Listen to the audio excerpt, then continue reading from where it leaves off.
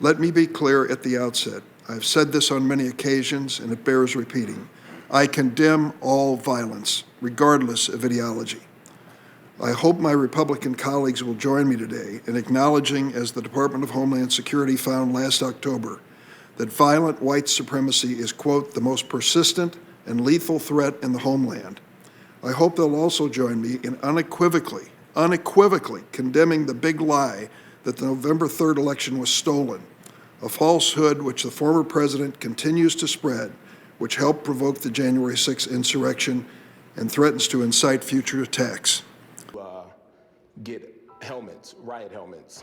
You just see a sea of people, and then you look down and you see officers fighting.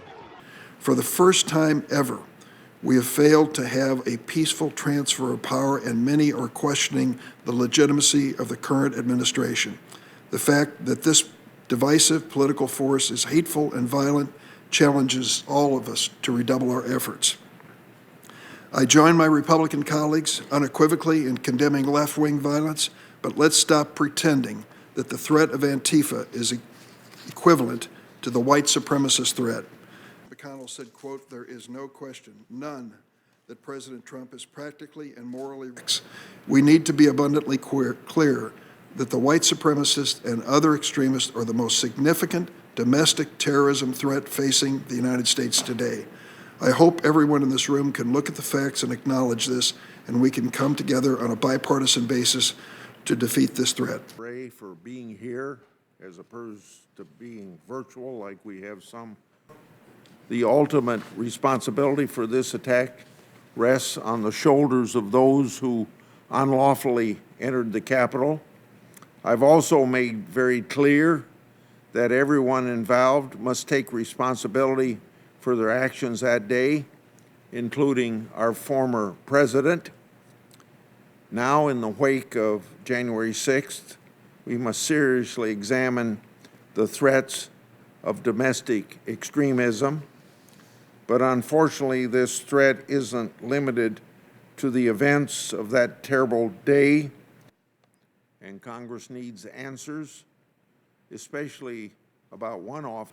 Yes, white supremacy movements may be considered the most dangerous at a given time, but somehow it wasn't last summer, or won't be when the next foreign attack is attempted. We must call extremism, wherever it happens, across the board, left or right, every time.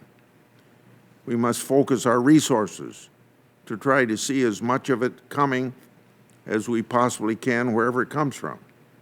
To be brought into a secure bunker. We also remember we aren't going to defund the anarchist extremism program or any other domestic terrorism program. It can't be that the FBI needs a fully funded art theft program but can't afford to fight both right-wing and left-wing extremism. We must examine the issue of domestic terrorism broadly, very broadly, to include all forms of political extremism, domestic terrorism, wherever it falls on the political spectrum. Thank you, Senator Grassley. Director Wray, would you please stand to be sworn?